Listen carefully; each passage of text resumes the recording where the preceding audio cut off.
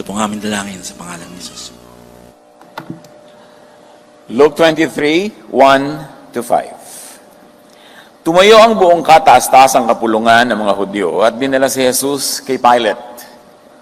Siya ay pinaratangan nila ng ganito: napatunayan po namin na inililigaw ng taong ito ang aming mga kababayan. Napatunayan namin na inililigaw ni Jesus ang aming mga kababayan. Yan ang paratang nila.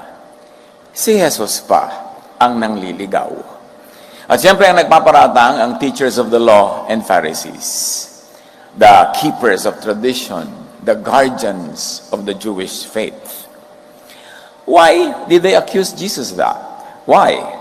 Because Jesus was setting people free from the outdated, oppressive Jewish law. Pag pinag-aralan ng buong gospel, Matthew, Mark, Luke, John, at pagkatinaang natin ang echoes nito sa mga epistles, sa mga katuruan ni Paul at ng kanyang mga kasamahan, malinaw na malinaw that Jesus came to set people free from the outdated law, the Jewish law. Jesus was setting people free from the teachers of the law and Pharisees, from Pharisiness. Pag sinabi nating Pharisiness, at paulit-ulit tayo niyan, kasi yan ang kalaban ng Jesusness, ibig sabihin yung fanatic adherence to the Jewish law, to the Jewish scriptures, that were very un-Jesus, very ungodly in application, unloving, oppressive, at kawawa yung mga tao. Kaya nung dumating si Jesus ang kanyang pangako, I'll give you rest. Rest from the law. Less from the lawgivers, less from the judges that were implementing the law. Rest from accusation, from guilt, from fear. Yan ang pangako ni Jesus. I'll give you peace. Sabi niya, my peace I live with you. And that peace cannot flourish in a climate of legalistic religiosity. The peace of mind, the rest, the love cannot flourish under Pharisiness. Kaya main mission ni Jesus to set people free from the rigid religiosity that was the tradition in Israel. Jesus was setting people free from traditional Jewish boxes and doctrines, the traditional interpretation of Scripture. And this was clear, hence the investigations. Kaya siya isinakdal. Nililigalig daw niya, ginugulo at nililigaw ang bayan. Si Jesus ang way. Dapat yung kabaligtaran niya ang ligaw. Pero kinukuha niya mula sa kaligawan na daan, patungo sa tamang daan, sa kanyang truth, way, and life, at siya pa ngayon ang tinatawag na nangliligaw. Matthew 15:2. Sabi ng mga mahilig sa law, bakit nilalabag ng mga alagad mo ang mga katuroang minana natin sa ating mga ninuno? Why break our old doctrines? Our old traditions, our scripture, and our interpretation and application of those scriptures. Clear kasi sa kanila na hindi na ini-implement ni Jesus sa kanyang mga disciples yung rigid ritual laws of Israel, the rigid ceremonial and cleanliness laws of Israel. Huwag tayong malilito, mga kapatid. Sa Old Testament, pag sinabing holy, God is holy, so you must be holy. Hindi yun holiness as it means today to us, which means moral uprightness. Nung araw, ang holiness sa kanila means separation. And it doesn't mean separation from what we might call now moral sin. It is separation from the things that were considered unclean in their religion.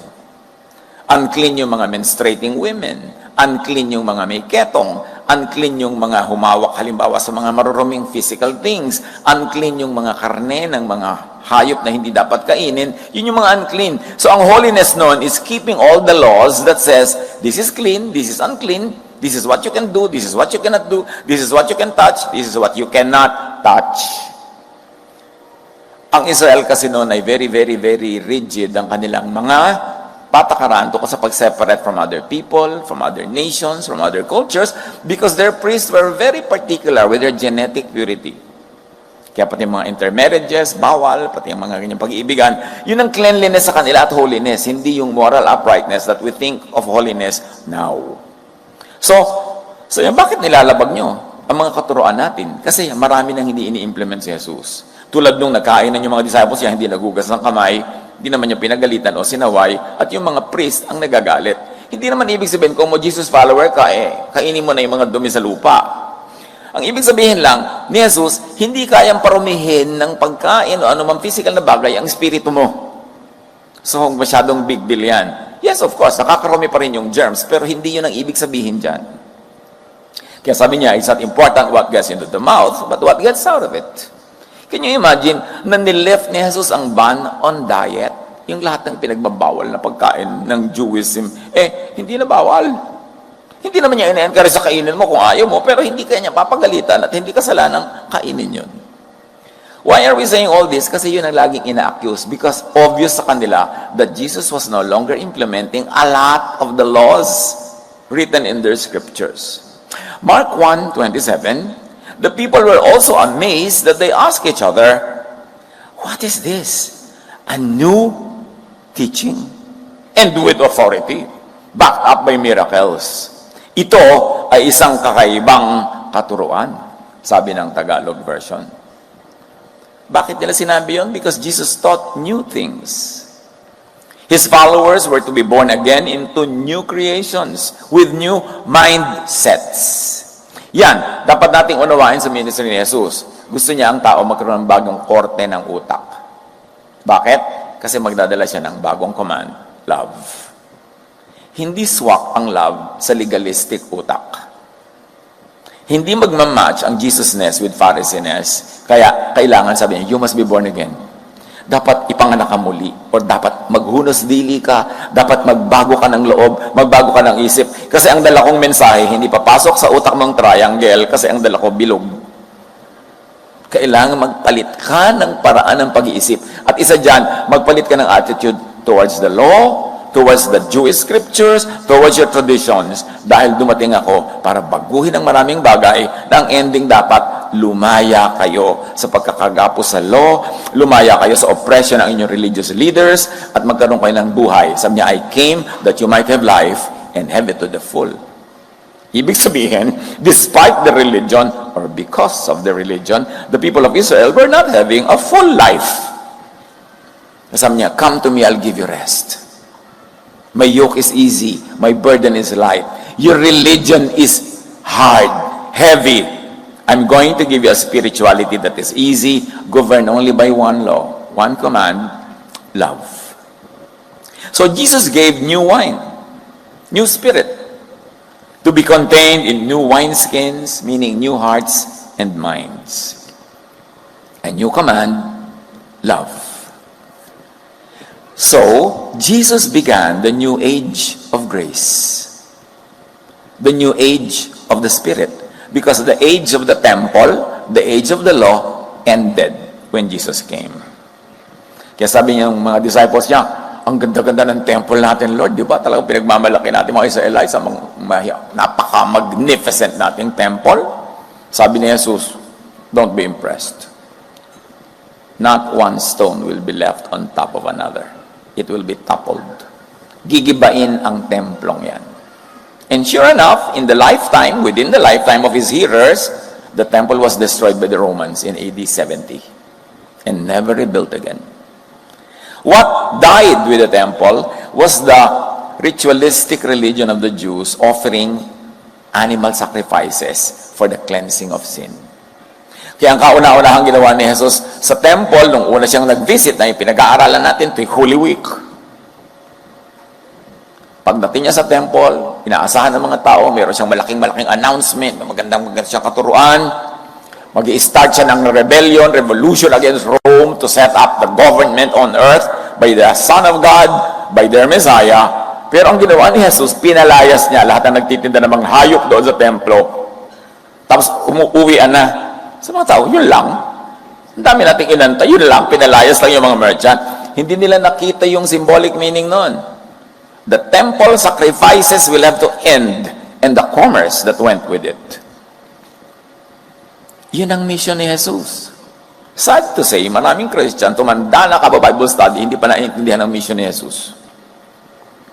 He began a new age of grace, meaning the age of the law had to end. Sabi niya, and I will be with you till the end of the age. Akala nung iba, till the end of the world, till the end of the planet. So, antay ng end of the planet. No, end of the age. Age of the law. Age of the Pharisees. Age of the temple. Age of slavery to religion. So, Jesus began this new age to replace the outdated, Israel-centric age of the law, age of the temple. The age of the law carved in stone to begin the law of the Spirit written in the hearts of believers. Hebrews 8:6-13. Ngunit ang paglilingkod na ipinagkaloob kay Jesus ay higit na dakila kaysa sa ipinagkaloob sa kanila. Meaning yung mga naunang mga religious leaders na yan, the teachers of the law and Pharisees. Dahil siya'y tagapamagitan ng isang tipan, isang covenant na higit na mabuti, sapagkat ang tipang ito ay nakabatay sa mas mainam na pangako. Kung walang kakulangan ng unang tipan, hindi na sana nangailangan pa ng pangalawa. Yung mga nagpipilit, pinagpipilit nila yung mga old covenant, yung mga ordinances and laws of the Jewish scriptures. Sabi ng Hebrews, kung walang kulang, kung ayos na, kompleto na sana yung old covenant, hindi na sana nangailangan pa ng new. Bakit pa ipinadala si Jesus? Kung kumpleto na pala at tama. Ipinadala si Jesus dahil kulang. At mali ang kanilang mga interpretation at application, naaapi yung mga tao, nahihirapan, nakokontrol, so kaya siya dumating. So don't expect na dumating si Jesus, tapos nothing will change, itutuloy lang pala niya lahat. Ba't pa siya darating? Nakakapagod yun, namatay pa siya. Expect that there will be tectonic plates changes in the foundation of spirituality and religiosity, especially of the Jewish people. At lahat ng tao sa mundong nakigaya sa kanila. Ngunit nakita ng Diyos, sa pagpapatuloy na binabasa natin sa Hebrews, nakita ng Diyos ang pagkukulang ng kanyang bayan, kaya't sinabi niya, darating ang mga araw, sabi ng Panginoon, naggagawa ako ng bagong tipan sa bayang Israel at sa bayang Judah. Hindi ito magiging katulad ng tipang ginawa ko sa kanilang mga ninuno nang ilabas ko sila sa Ehipto. How can anyone be clearer? I will make a new covenant with the people of Israel and Judah. It will be not the same as the covenant I had with their ancestors. Tapos nga, ipipilit mo pa rin yung covenant ng mga ancestors, yung mga luma nila mga kaugalian. Ang linaw-linaw, iba ang gagawin kong covenant. Ibang tipan. Kaya yung nobyo, nobya, sa Tagalog, katipan. Kasi yung tipan, covenant. It is a transaction. Magiging tapat ako sa iyo, magiging tapat ka sa akin, ikaw ang aking katipan. Yan ang ating covenant. And Yahweh had a covenant with the ancestors of the Israelites, pero sabi niya, this time, I will make a new covenant. Kasi hindi kayo naging tapat sa dating usapan. Cancel na yan. Meron na lang bagong usapan. Yung mas madaling yung masunod. At ang katipan na yon ay dala ni Jesus at ang kanyang kumanda isa lang, love. Dinala niya ang grace ng Diyos, undeserved kindness, undeserved gift of forgiveness, acceptance, and love. Dati, sa lumang tipan, dapat deserve mo, i-earn mo, sundin mo, gawin mo. Pero wala namang makasunod ng all the law all the time. Everybody failed. Everybody was a miserable failure, and it was capitalized on by the temple by making the people bring endless streams of offerings. Naging negosyo. Napagsamantalahan ng mga tao, wala na silang makain na diet kasi ino-offer nila lahat as burnt offerings yung mga karne, lalo yung mga mahihirap. Kaya pinalaya si Jesus, tama na yan. I'm here, once for all, to be the sacrifice. Believing in the sacrifice of Jesus, believing in Jesus and in His ministry to save people from the law, from the punishment of the law, and from having to make sacrifices themselves, believing in that is your salvation. It's clear. Tapos sabi sa pagpapatuloy, sapagat hindi sila naging tapat sa pakikipagtipan sa akin. Hindi naman nakaya ng Israel hindi naman sila naging tapat sa Diyos. Papalitan na lang natin ang usapan. I-update natin ang usapan. Kaya sabi ni Jesus, I came to fulfill the law. Hindi ibig sabihin, i-repeat after me lang niya yung law, kokopyahin lang niya verbatim, i-implement lang niya as usual. No, ang fulfillment ni Jesus sa law is a reinterpretation of it. an updating of its meaning, and sometimes outright destruction of the law to replace it with a new one. Sabi, sapagkat hindi sila naging tapat sa pakikipagtipan sa akin, kaya't sila'y aking pinabayaan. Ganito ang gagawin kong tipan sa bayan ng Israel pagdating ng panahon, sabi ng Panginoon, itatanim ko sa kanilang pag-iisip ang aking mga utos. Di ba ang utos nakauka sa bato? At pagkatapos iuka sa bato, isinulat nila sa mga scrolls. Sabi ng Panginoon, forget na yan. Itatanim ko na lang sa isip nila aking mga utos. Yung USB, papasok na lang sa'yo ganyan. Diretso na sa'yo. Hindi na dadaan sa mga pare na sa saring interpretation ng ginagawa, ng ending, marami silang tubo. Ng ending, nakawawa ka, nakontrol ka. Sabi niya, idediretso ko na sa mga tao. Paano mangyayari yon? Kaya age of the spirit na eh. Isusulat ko sa kanilang puso. Nakita niyo yung poetry nito kasi nakasulat sa bato. Dala-dala ni Moses yung bato. At nung makita ni Moses na yung mga tao very disobedient, ibinato niya yung bato nagkabasag-basag, ipinaulit tuloy sa kanya manually. Ako ang kanilang magiging Diyos, hindi ang kanilang mga religious leaders, hindi ang kanilang relihiyon, at sila ang aking magiging bayan. Hindi na nakasulat sa kung saan-saan, isusulat sa budhi, sa puso, sa konsyensya. Yung iba natatakot dyan, ay, paano yan? Baka mawala na ng kontrol, baka mga tao magwala, magkalat, magkasala. Minamaliit nyo ang kayang gawin ng Holy Spirit. Sa palagay nyo, mas kaya nyo kontrolin with your written law sa mga tao kaysa sa kung Holy Spirit ang kumikilo sa puso ng bawat isa. Anong ibig nyo sabihin? Hindi kaya ng Holy Spirit na turuan ang mga tao? Kailangan bantayan ng kapwa-tao? It's an insult to the majesty of the work of the Holy Spirit. Na pag sinabi mong under the Spirit na, hindi na under the law, ang iniisip mo magkakasala ng todo-todo na walang habas. That's an insult to God. Hindi na kailangang turuan ng isa't isa, sabihing, kilalanin mo ang Panginoon, sapagkat ako'y makikilala nilang lahat mula sa pinakaaba hanggang sa pinakadakila. So, the teaching about God had been democratized. It's no longer the province and the exclusive province of priests and teachers and specialists. Sapagkat patatawarin ko ang kanilang mga kasalanan. Tanda nyo, patatawarin ko yung mga kasalanan. Ang dami niyong law, hindi nila nasunod, inuusig nyo, kinokonsensya nyo, binablockmail nyo. Patatawarin ko na lang sila nang wala kayong maisumbat, nang makalaya sila. Patatawarin ko ang kanilang mga kasalanan at ito pa, kalilimutan ko na ang kanilang mga kasamaan. Kinalimutan na ng Diyos, natatandaan pa ng Pharisee. Kinalimutan na ng Diyos, natatandaan pa ng Bible study leader mo. In fact, lagi ka pang pinaparinggan. Daig pa niya ang Diyos. Nang sabihin ng Diyos ang tungkol sa bagong tipan, listen, pinawalang bisa na niya ang una. Nung ibinigay ng Diyos ang New Covenant, canceled na yung old. Tapos ngayon ang umiiral sa 99% of Christian churches, yung old. Ayaw intindihin itong tinuturo dito. Gusto kasi ng mga religious leaders yung old, yung ang daming batas, kasi lagi ka nahuhuli. May authority sila kasi lagi silang may in-implement. Lagi ka namang broken, lagi kang kawawa. It empowers them. The law empowers the people who were trying to implement the law.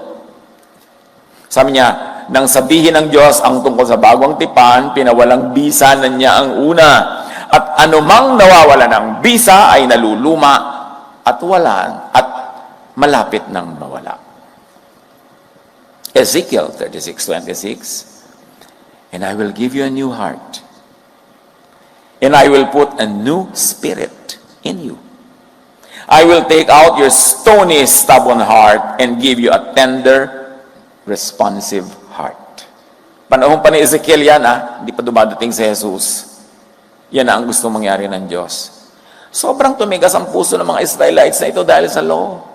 Dahil sa pagmamalaki nila na sila lang ang mahal ng Diyos, sila lang ang paborito ng Diyos, sila lang ang favored, ang yabang-yabang na nila, nilalait nila lahat ang lahi. Yung mga relihiyoso, kanya-kanya ng mga ranggo, pataasan ng pride, usigan ng usigan, batuhan ng batuhan. Sabi, papalitan ko na lang ang puso nyo naging bato. Lalagyan ko ng heart of flesh para kayong maging maawain, maibigin. Pag wala pa sa new covenant in love ang grace, matigas ang puso. Paano nyo malalaman kung nag-ahari na sa puso ng mananampalataya yung love and grace? Hindi matigas ang puso. Pero oras na matigas ang puso, kayang-kayang manakit ng kapwa. Kayang-kayang mag-judge, kayang-kayang magparusa. In fact, gusto nila maparusahan yung mga hindi nila gustong tao. Ibig sabihin lang nun, hindi pa nag-ahari sa kanila ang Espiritu ni Jesus. Kahit bumubula ang bibig nila, kakakanta ng Jesus. Hindi pa totoo.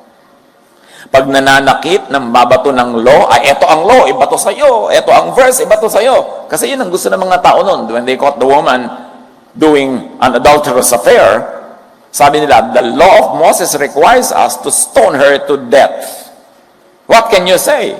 Sabi nila kay Jesus, kasi sinusukol nila. They were trying to corner him. Sabi ni Jesus, sige, walang kasalanan, maunang bumato. Walang nakabato. In other words, hindi ipina-implement ni Jesus yung verse na yun.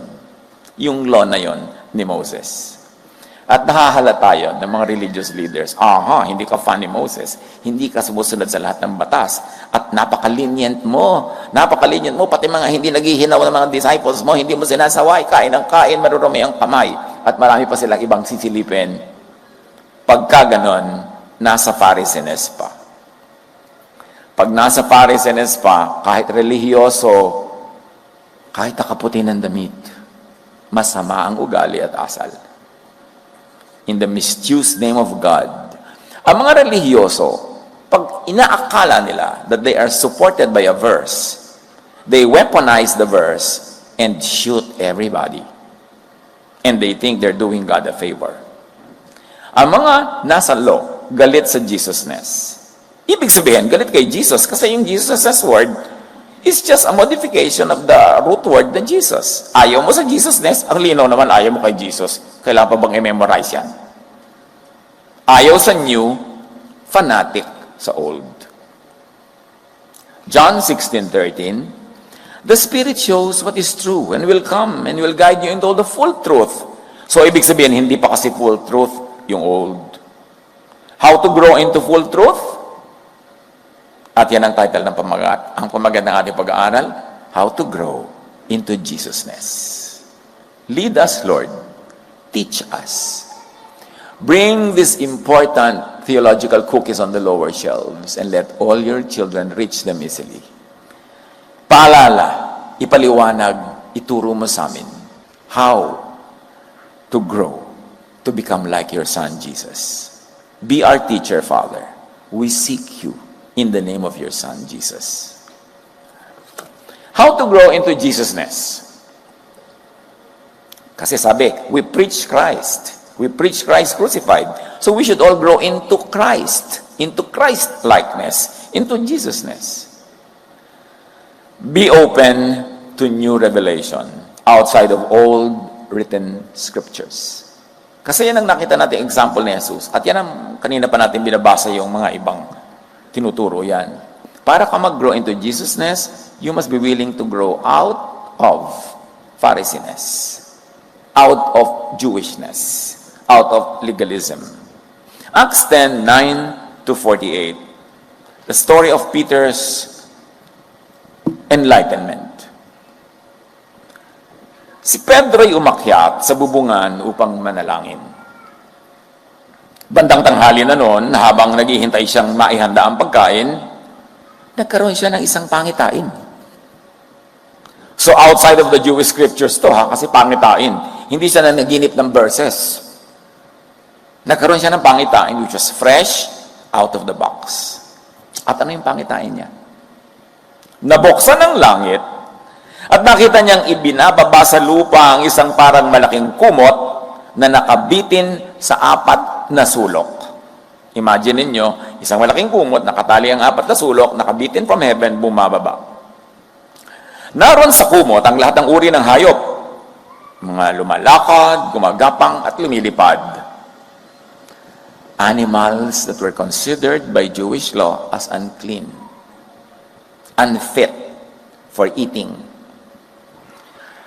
Narinig niya ang isang tinig galing sa langit. Pedro, tumindig ka, magkatay at kumain. You stand up, butcher these animals, cook them, eat them. Ngunit sumagot si Pedro, hindi ko po magagawa yan, Panginoon. Kailan may hindi ako kumain ng anumang marumi o di karapat dapat kainin. So, may tagisan dito ng values. The voice from heaven says, eat these unclean animals. Eat these animals that you consider unclean. Sabi ni Peter, I cannot, Lord. Unclean yan eh. Bawal sa amin yan. Bawal sa scriptures namin yan. Bawal sa relihiyon namin yan. Because the animals were unclean according to old written Jewish scriptures and law. So, hindi biblical to eat. How do you grow into Jesusness? Be open to revision, updating, changing, even reversal of old religious laws when it comes from the Father, from the Son, or from the Holy Spirit. Because the Father, the Son, the Holy Spirit is superior to all religious scriptures, no matter how much you claim that it is inspired. Pag sinabi mo, inspired by whom? By what? By the Holy Spirit. Ito na nga yung Holy Spirit, sinasabi na nga sa'yo, kainin mo eh. Bakit ipagpipilitan mo yung i-inspired mo na scripture? Ito na ang updating of it. Recency or primacy? Alin ang mas totoo sa'yo? Yung nauna o yung ngayong huli? Acts 10, 9-48 sa pagpapatuloy, kasi ayaw niyang kainin. Muli niyang narinig ang tinig, huwag mong ituring na marumi ang nilinis na ng Diyos. Magdahan-dahan ka, in other words. Marunong ka pa sa Diyos? Sinasabi ko ng kainin mo, tapos sasabihin mo, hindi pwede kainin dahil sa scriptures nyo. Tapos sasabihin nyo, sa akin galing yung scripture. So yung scripture nyo, o yung boses ko ngayon, ang dapat manaig.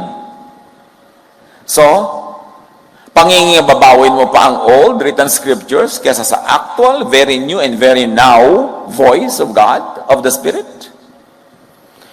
So, ang nalaman natin dito, all along, narurumihan sila doon. Yung pala, sabi ng voice from heaven, malinis na ang dating itinuturing yung marumi.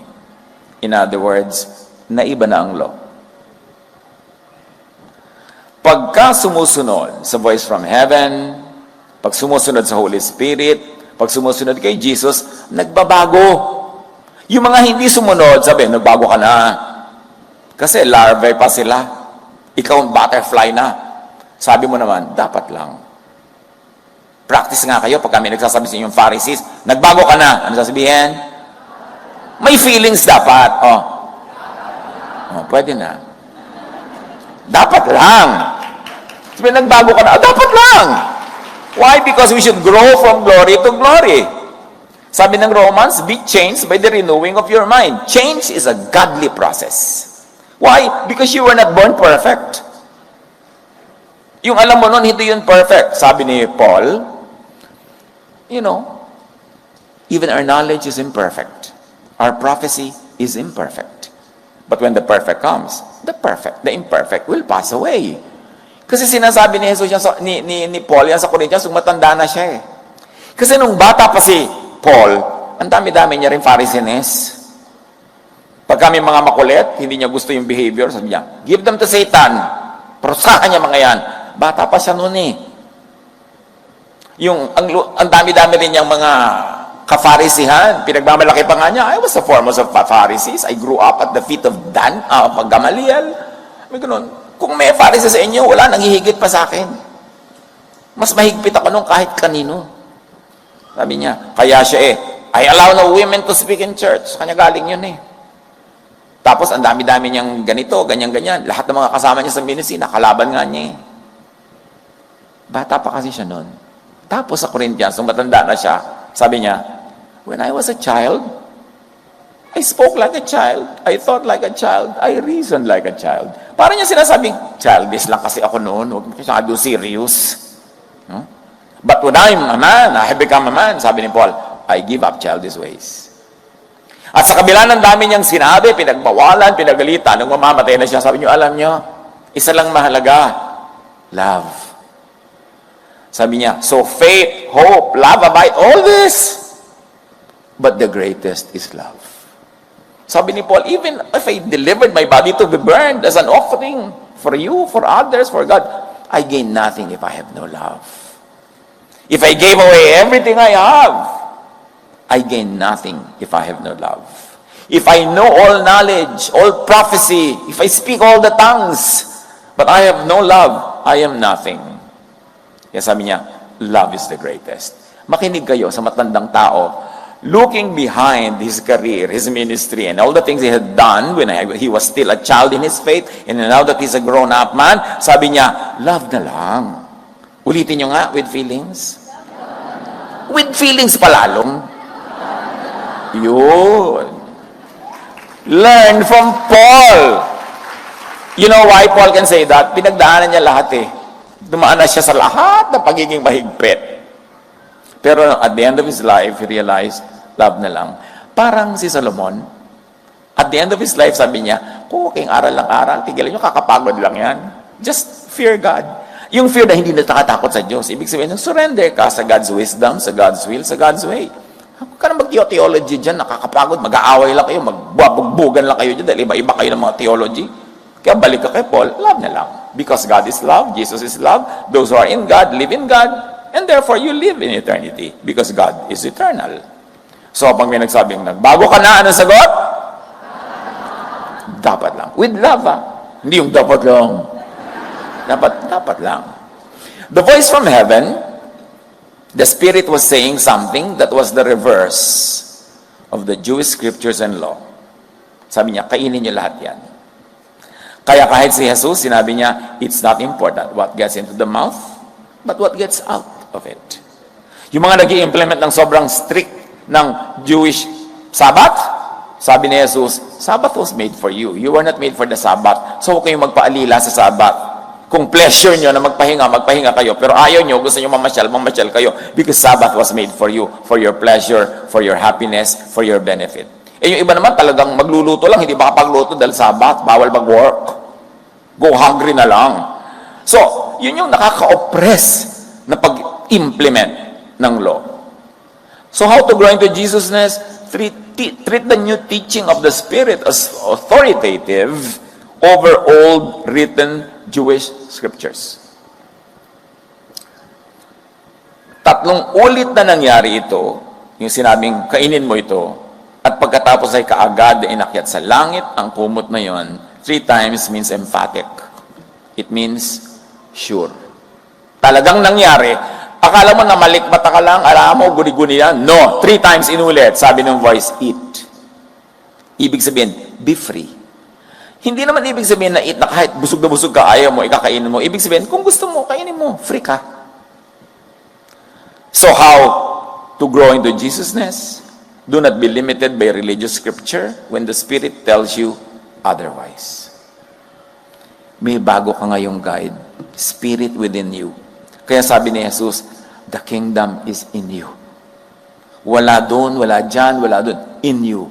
So, where do you search for God? Inwardly. You search for God in you. Because the kingdom is in you. You are the temple of the living God. Doon tayo kulang na kulang eh, kasi sinasanay tayong hanapin siya doon, mag-pilgrimage dito, umattend doon, kasi akala mo doon mo mahahanap ang Diyos. Eh, inilagay na nga sa puso mo. Sabi nga, itatanim ko na sa mga tao ang aking laws. Itatanim ko na ang pagkakakilala sa akin. So, the greatest pilgrimage is inward. Into you. Pinag-isipan pa ni Pedro ang kahulugan ng pangitain nang sabihin sa kanya ng Espiritu, tingnan mo, may 3 lalaki naghahanap sa iyo sa baba. Bumaba ka at huwag kang magkatubiling sumama sa kanila dahil ako ang nagsugo sa kanila. Anong context nito? Ang mga Jews never associated with Gentiles. Hindi sila pumapasok sa bahay ng Gentile, hindi sila nagpapapasok ng Gentile sa bahay nila. In fact, kung naglalakad sila sa kalsada at bahayan ng Gentile at yung anino ng bahay na yan ay nandun sa buong kalsada dahil sa angle ng araw, iikot sila sa malayo, they will never even allow their bodies to fall under the shadow of the Gentile's house. Itong nagdatingan, mga Gentiles. Backtrack tayo sa storya. Si Cornelius, a very prominent Roman officer who was living in Samaria, was very good to the Jewish people. Naka-assign siya doon, head ng colonizing army, pero ang bait-bait niya. Bigay siya ng bigay ng charity, ng food, mga tulong sa mga kawawang, mga kapuspalad. Dininig ng Diyos ang kanyang mga dasal at nakita ang kanyang mga kawang gawa. At may nagpakita sa kanyang anghel. Sabi niya, Cornelius, natutuwa ang Diyos sa'yo. Kumpletohin na lang natin ang kaalaman mo. Kasi ang dami mo nang ginagawang mabuti. Naniniwala ka sa Diyos. Pero buuin natin. Ilagay natin si Jesus sa consciousness mo. Magpapunta ka ng tao sa Joppa. May tao doon na ang pangalan ay Simon Peter. Ipasundo mo, papuntahin mo sa bahay mo. Tuturuan ka niya tungkol kay Jesus. Sabi nung nagpakita kay Cornelius. Kaya pinadala niya yung mga tao. Kung hindi nagkaroon si Jesus si Pedro ng vision about his animals that were now made clean, that he was now free to cross the line between what is clean and unclean, hindi siya sasama sa mga taong yon. Pero dahil naintindihan niya yung mensahe nung vision, na wala ng clean at unclean, wala ng Gentile at Jew, wala ng man o woman, old or young, lahat pantay-pantay na sa Diyos dahil kay Jesus. Nung sinundo siya, sumama siya. Sabi ngayon ng boses, may mga tao sa baba, padala ko yan, susunduin ka, sumama ka na. The men were Gentiles. Bawal sumama sa kanila, sabi ng Jewish scriptures and law. Clear yun. Pero sabi ng Spirit, go with them. Ako na ang nagsasabi sa iyo. So, sinusupersede ng revelation of the Spirit yung written scripture ng mga Jews. Very obviously. Nanawag nga si Pedro at sinabi sa mga tao, ako ang hinahanap ninyo. Ano ba ang sadya nyo? So, nag-open si Peter ng mind, nag-open siya ng heart. Sumagot ang mga lalaki, pinapunta po kami dito ni Cornelio, isang kapitan ng hukbo. Siya isang mabuting tao, may takot sa Diyos, at iginagalang ng mga Hudyo. Sinabi sa kanya ng isang anghel na ipasundo kayo upang marinig niya ang sasabihin ninyo. Pinatuloy sila ni Pedro at doon pinatulog ng gabing yon. This is a great crossing of a divide. Pinatuloy niya doon sa bahay, natin yung tuluyan niya, doon pa niya pinatulog. Unheard of. This is shocking sa kanila noon. Bawal yan, according to Jewish scriptures and law. Kinabukasan, siya'y sumama sa kanila. Gayon din ang ilang kapatid ng mga taga-Joppa. Nang sumunod na araw, so magdamag nagdarlakad yata ang mga ito, dahil kinabukasan pa dumating sila sa Seraya, which was in Samaria. Doon ay naghihintay sa kanila si Cornelio, pati ang mga kamag-anak at malalapit na kaibigan na kanyang inanyayahan, sinalubong sila ni Cornelio si Pedro. So si Cornelius may isang bahay. Meron silang grupo, iniipon niya yung mga kaibigan niya, mga kamag-anak, nagtitipon-tipon sila, nagtuturo-turuan, pero wala pa siyang masyadong maituro. Sabi niya, alam niyo, pinasundo ko si Pedro, tuturuan tayo, dali, dating kayo dito. I-forward yan, i-share, now na. So, nagdatingan, mga tao. Ang bahay niyo ba, ginagawa niyo sa bahay? Iniipon niyo mga mahal niyo sa buhay, kaibigan, para mag-aral ng mga salita ng Panginoong Jesus? Aba, dapat naman. Dapat ganun. Patuloy silang nag-uusap habang pumapasok sa bahay at nakita ni Pedro ang maraming tao nagtitipon doon. Sinabi niya, alam naman ninyo na bawal sa isang Hudyo ang makihubilo o dumalaw sa isang hindi Hudyo. Alam niyong bawal sa religion namin itong ginagawa ko. Subalit, ipinakita sa akin ng Diyos na hindi ko dapat ituring na marumi at di karapat dapat pakitunguhan ang sinuman. The vision taught the lesson, get above outdated Jewish tradition, law, and scriptures. The lesson is clear. Kaya't nang ipasundo niyo ako sa pagpapatuloy, hindi ako nag-atubiling sumama. I never hesitated to go with these men.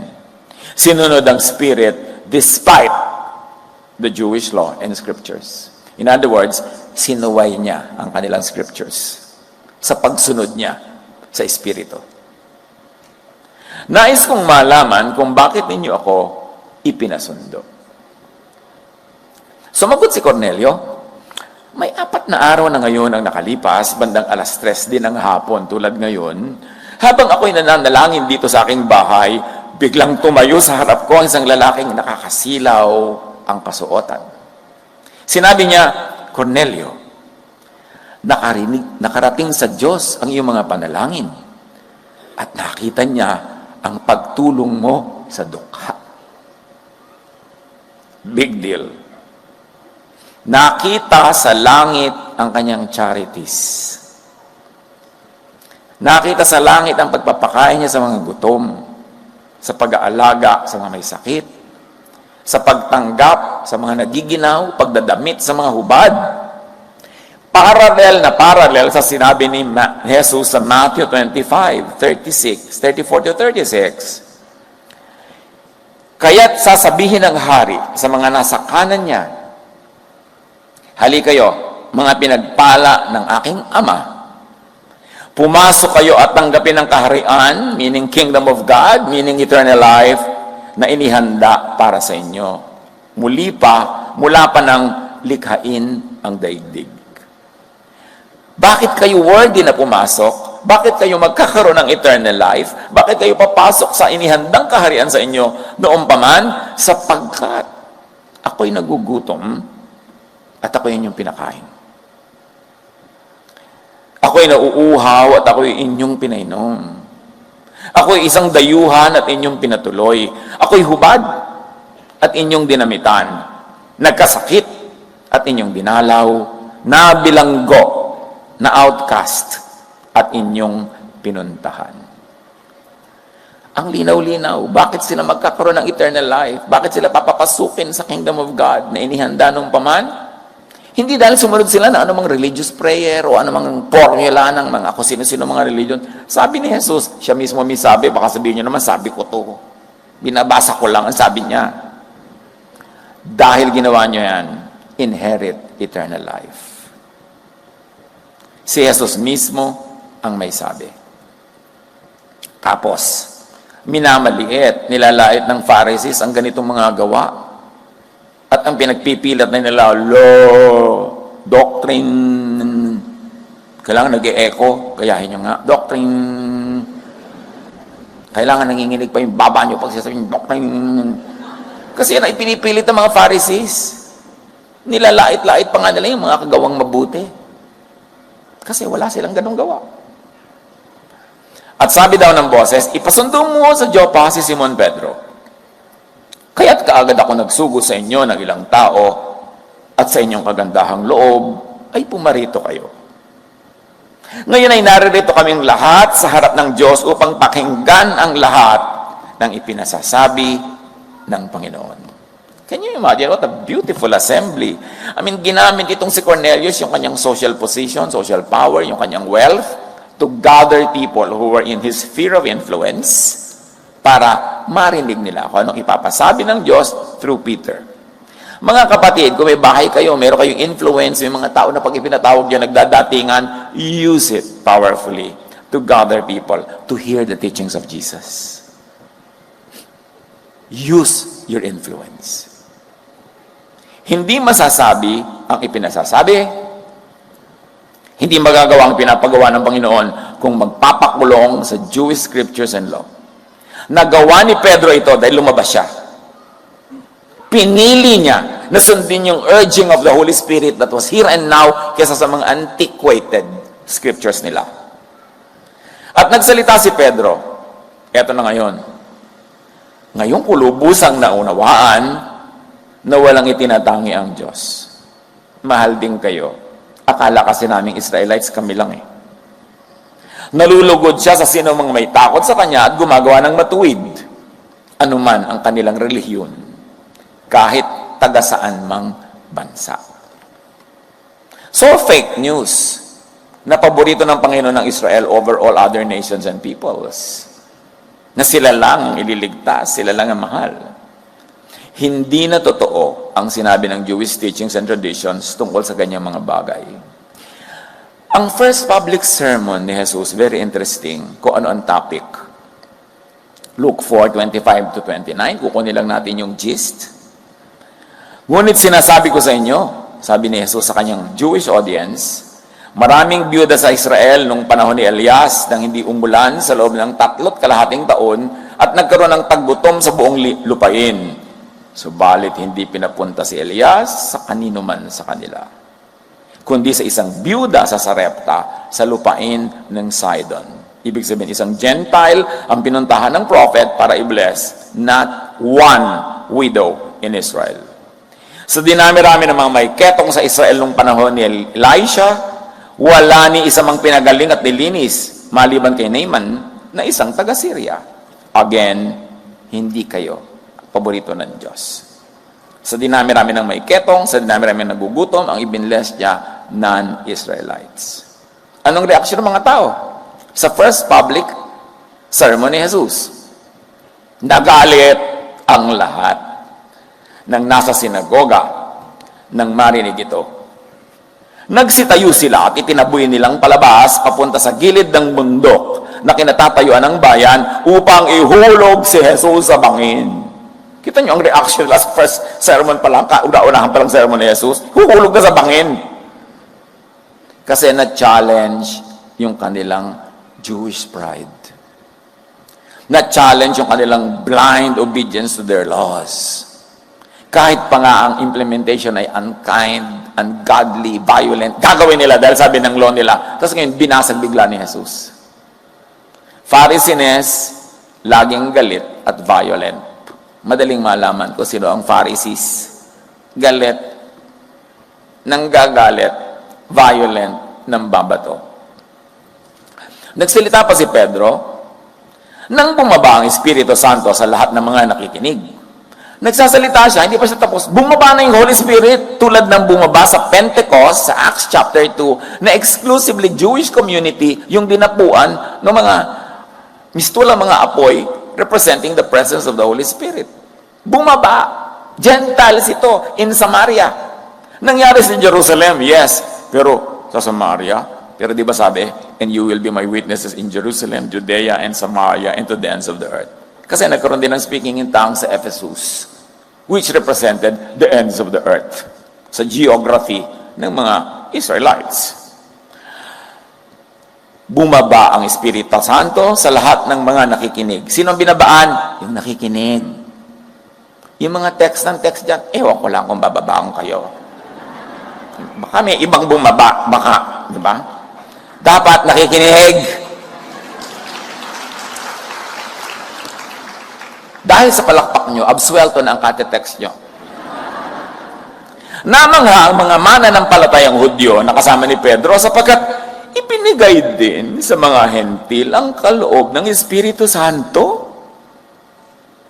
Narinig nila ang mga ito na nagsasalita sa iba't ibang wika at nagpupuri sa Diyos. This is Pentecost 2. But this time, in Samaria, among Gentiles.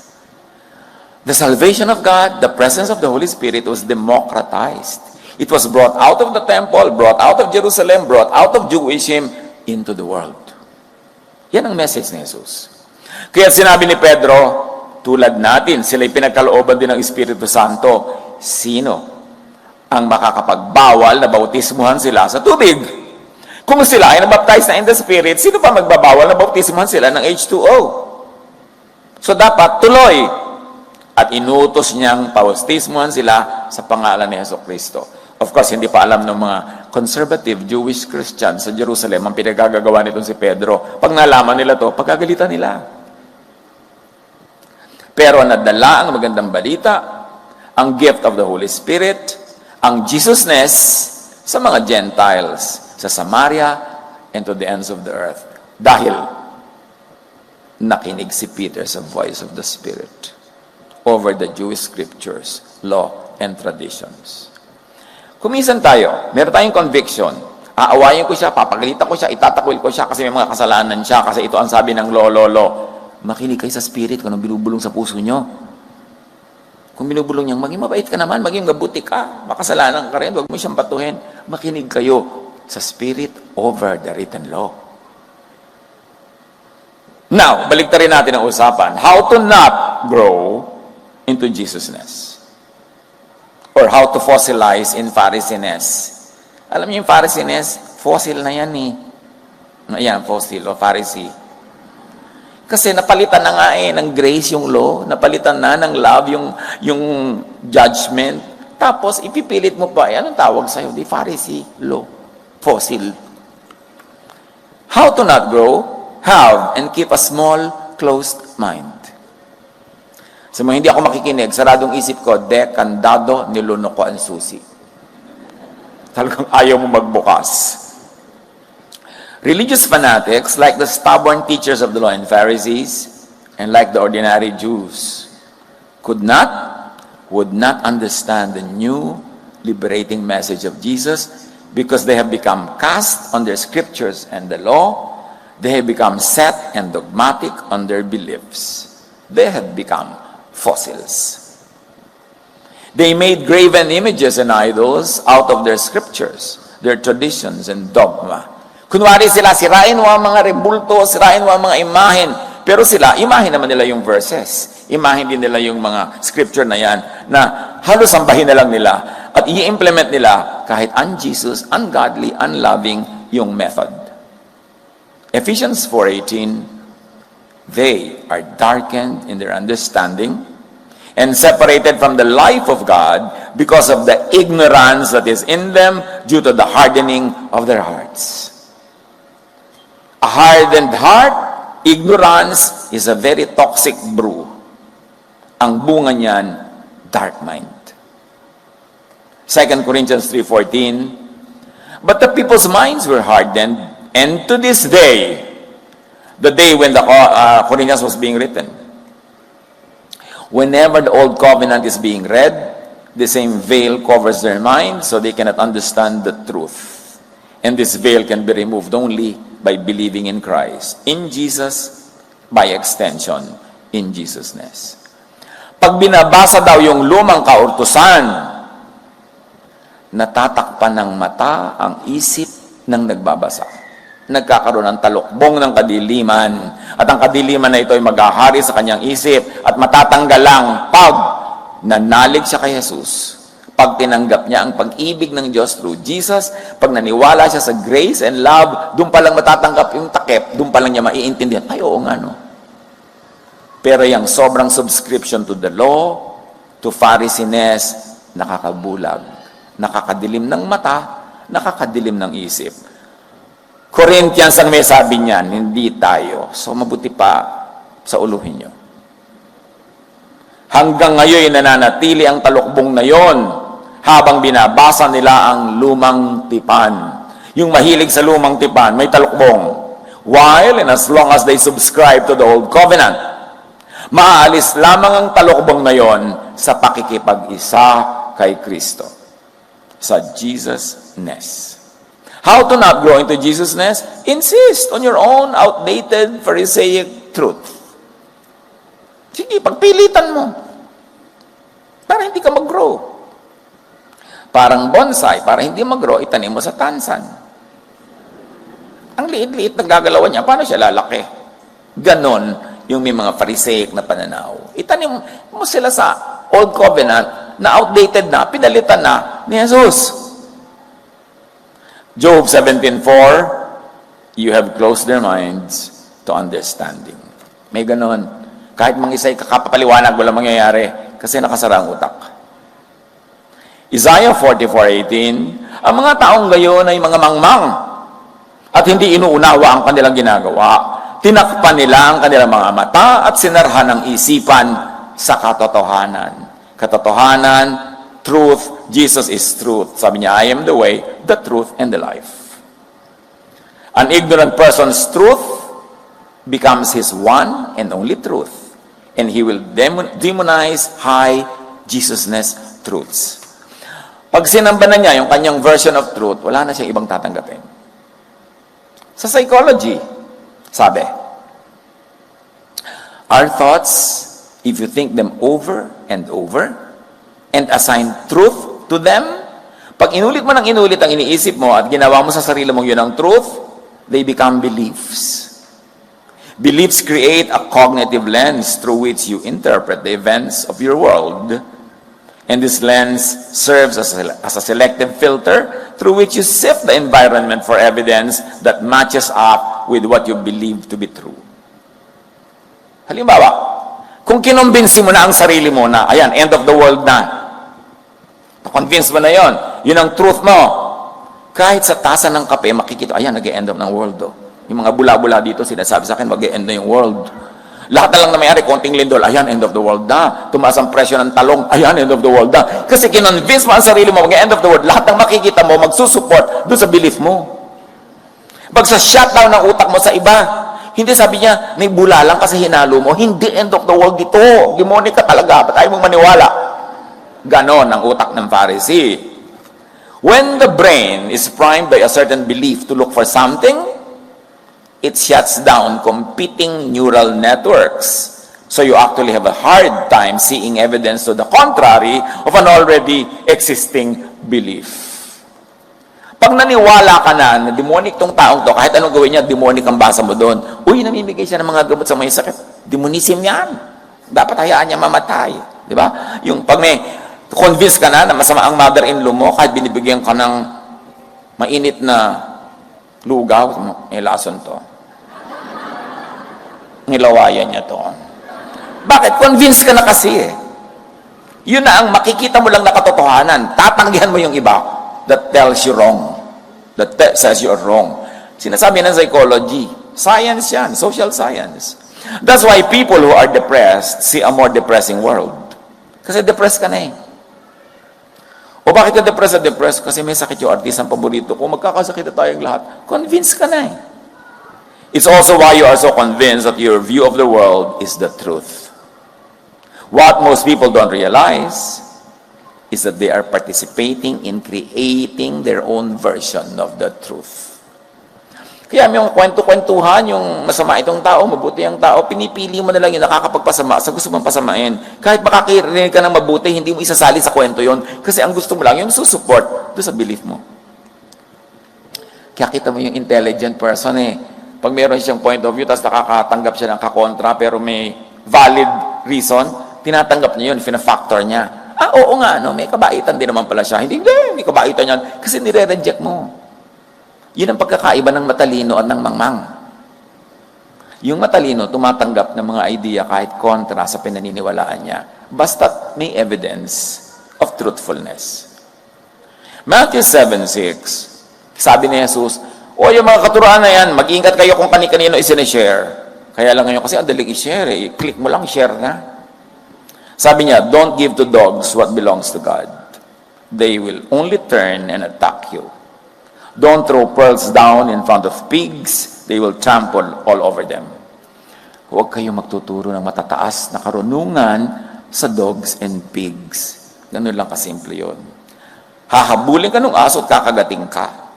Yung mga baboy naman, bibigyan mo ng pearls, ang gusto nun kaning baboy, magagalit yun. Pag tatatadya ka niya yung palaga magkadurog-durog, tapos kung pwede ka niyang kagatin, kakagating ka kasi akala niya kaning baboy ka. Si Jesus ang sabi niya na, don't give to dogs what is holy. They will only turn and attack you. Hindi maa-appreciate ng mangmangang karunungan, magagalit siya sa iyo. So nag-iingat ka rin kung sino-sinong pinagsasabihan. Hearing comes into open ears and minds. Faith moves mountains. Faith makes things happen. And faith comes from hearing, sabi ng Romans 10:17. That's why it's important to listen. Kaya't ang pananampalataya ay bunga ng pakikinig, At ang pakikinig naman ay bunga ng pangangaral tungkol kay Kristo. Pangangaral ito ng Jesusness. Revelation, messages, guidance, enlightenment, conviction, and inspiration are received from God, from the Spirit, from heaven. Hindi na pag-aaralan ang matataas na espiritual na bagay. Ito'y ipinagkakaloob ng Espiritu. Hindi ito pinag-aaralan, kundi natatanggap. Sino ang tatanggap? Yung bukas ang tainga. Bukas ang puso, bukas ang isip. Pag nakabukas ka, hindi mo problemang maintindihan. Ang magpapaintindi, yung Espiritu. Ang itanong mo lang sa sarili mo, nakabukas ba ang isip mo? Science suggests that consciousness originated in the universe and that our brains are separate from it. The brain serves as an antenna that receives information and consciousness. In matter of the spirit, the mind is not a thought factory, but the mind is a receiver of thought, of consciousness from above. Ang isip ay hindi factory ng iisipin. Ito ay receiver sa mga kaisipan na nagmumula sa kataas-taasan. Kaya ang matataas sa karunungan ay hindi na pag-iisipan o na pag-aaralan, ito'y natatanggap lang pag ipinagkakaloob. Daniel 2:9, as your majesty was lying there, your mind turned to things to come, to the future channel. And the revealer of mysteries showed you what is going to happen. So ipinagkaloob sa inyong kamahalan, ang darating pa lang, at yan ay natanggap ng inyong isip. Iyan ang napanaginipan nyo. Ezekiel 38:10, this is what the sovereign Lord says, on that day, thoughts will come into your mind. May papasok sa iyong isip. Hindi mo i-imbentohin ang thought, hindi mo ipoproduce, i-open mo lang ang mind mo. Dapat open to God and open to His Spirit. Hindi sa Pharisees. Meron dyan open nga, pero sa Pharisees. So yun ang pumapasok sa utak nila. Matthew 1:20, ngunit habang pinag-iisipan ito ni Jose, yung nakita niya, pregnant si Mary, pero wala pa naman nangyayari sa kanila, so bakit ganyan? Pinag-iisipan niya, ano kayang gagawin ko dito? Nagbukas ng isip siya dahil siya ay nag-iisip. Nagpakita sa kanya sa panaginip ang isang anghel ng Panginoon. Sinabi nito sa kanya, Jose, anak ni David, huwag ka matakot, napakasalan si Maria, sapagkat ang sanggol na dinadala niya ay mula sa Espiritu Santo. So, ibinigay sa kanya ang dapat isipin, kasi siya ay nag-iisip. Saan niya i-imbentuhin yung katotohanan na yun? Galing yun sa kataas-taasan. Pero dahil nag-iisip siya, nakabuka yung isip niya, pinasok ng thought na gustong ibigay sa kanya ng Diyos. Luke 24:45, then He opened their minds so they could understand the scriptures. You see, God opens your mind to understand truth. Pag kumakatok ang Panginoon, magbukas ka. Huwag kang magmatigas. Today, when you hear His voice, do not harden your heart as in the rebellion. Open your heart of flesh, your heart that is soft, kind-hearted, loving. Understanding spiritual thing is given, it is a gift. Ang kaliwanagan ay kaloob. Paano kung ang shepherd ay walang kaloob, kaliwanagan? Paano kung ang shepherd ay bulag? Paano ang shepherd ay Pharisee? Call me Luigi. Dapat yan ang tawag sa'yo. Lugi ka. Pagka ang shepherd mo, bulag at Pharisee, itatali ka sa law, iko-condemn ka, kawawa ka naman. Matthew 15:14, sabi ni Jesus, stay away from those Pharisees. They are like blind people leading other blind people, and all of them will fall into a ditch. Huwag ka sunod na sunod. Kumalas ka. 1 Corinthians 2:10, these are the things God has revealed to us by His Spirit, not by written scriptures, by His Spirit. All along, ano ba ang tinutumbok natin dito mga kapatid? Yes, may truth ang written scripture, siyempre, pero hindi lahat ng truth nandun. Marami kang truth na makikita outside of it. led by the Spirit. Susuriin mo lang siyempre dahil meron din naman bad spirit, baka yung nabubulong-bulong sa'yo. So dapat marunong ka ng Jesus filter. Kilala mo si Jesus, alam niya yung teaching niya. So pag may dumadating na bulong-bulong sa'yo, nasasala mo. Acceptable ba ito kay Jesus? Is it within the frame of Jesus-ness? If it is, then I will obey it. Or at least if it's not against Jesus-ness, therefore, it is safe to obey. Acts 8:29-30. The Holy Spirit said to Philip, naglalakad kasi si Philip may pupuntahan siya, nandun siya sa landas, sa probinsya. The Holy Spirit said to Philip, go over and walk along beside the carriage. Kasi may nakakaruwahe na dumadaan eh. Philip ran over and heard the man reading from the prophet Isaiah. And the rest was history. The Ethiopian eunuch was converted, clearly understanding the message of Jesus because Philip listened to the Spirit. Philip hears the Spirit and obeys. Tandaan nyo, when you hear the Spirit, ang kasunod, you obey. Suriin nyo lang siyempre lagi yung Spirit. Ipapakadiin-diin ko yan. Psychology says that thoughts in and themselves have no power. It's only when we actively invest our attention into them that they begin to seem real. And when we engage with specific thoughts, we begin to feel the emotions that were triggered by these thoughts. We enter a new emotional state, which then influences how we act. So it begins with a thought, then it ends in an act. So it's not enough to have spiritual thoughts. Dapat magkaroon kayo ng practical action leading to godliness, kindness, goodness, to love. Because listening entails a responsibility. You have to react. You have to obey if it is the Spirit of God. Caution, test. Kasi baka naman yung nadidinig mo, guni-guni mo lang. Pwede rin yun eh. Dapat consistent with Jesus-ness. Mayroon man, sister, kinausap ko ka ng Diyos, papautangin mo raw ako. Magtigil ka! Masamang espiritu, lumabas ka sa katawan ng babaeng yan. Ginagamit ang Holy Spirit para ka dengue yan. Maraming ganun ha. Sabi ng Diyos sa akin, may leading. May mga lalaki pa nanliligaw sa babae. Sabi ng Spirit, pakasal na tayo. Ha? Eh, ba't ako, ikaw lang nakarinig? Ako hindi ko narinig. Sabi nga sa akin ng Spirit, layo kita eh. Sasalain nyo yan dahil maraming guni-guni. Salamat na lang, kumpleto sa Gospels ang katuruan ni Jesus. Ine-echo pa yan nila Paul, nila Peter. So, maintindihan natin, ano yung safe zone? Na nadidinig mo, kahit walang verses to support it, pwede mong gawin. Tulad ng gusto mo magkulay ng buhok, hahanapan ka talaga ng verse. O ano daw kulay ang sabi ng verse? Pati gupit ng buhok mo, kailangan may verse. Yun yung napakaan Jesus. Iniimbento ng lower, there is not even a law in the old Jewish traditions. At ang dami niyan, invented by the church in the last 2,000 years. Kaya mag-ingat kayo. Susuriin nyo, Pharisees ba dito o Jesus-ness? Dapat alam mo. Luke 28, 1-5. Yung simula natin kanina, that is where we will end. Alam nyo kanina, first service, 1 hour and 20 minutes ang message. Promise ngayon, 1 hour and 19 minutes lamang. Gusto nyo 21, ano?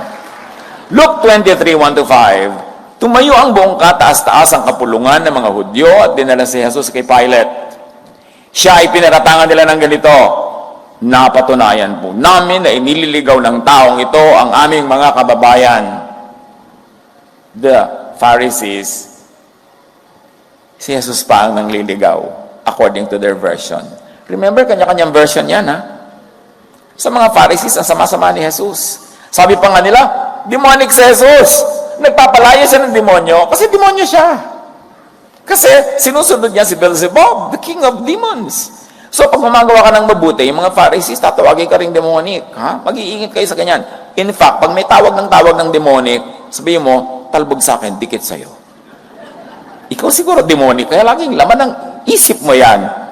Because what is in the heart comes out of the mouth. Jesus sets us free from the outdated, oppressive Jewish law. Pag-isipan niyo mga kapatid ang application yan sa inyong buhay. Yun ang ending ng turuan ngayon. Kailangan hanapan niyo ng application. Jesus sets us free from the teachers of the law and Pharisees. Kilalanin niyo kung sino ang mga teachers of the law and Pharisees at sino ang mga Jesus-ness teachers. Sabi ni Jesus, layuan nyo sila. Jesus sets us free from Pharisees, from traditional Jewish boxes and doctrines, interpretation of Scripture. Galatians 5:1. Christ has set us free. So, i-free nyo din ang iba. Huwag nyo silang kontrolin.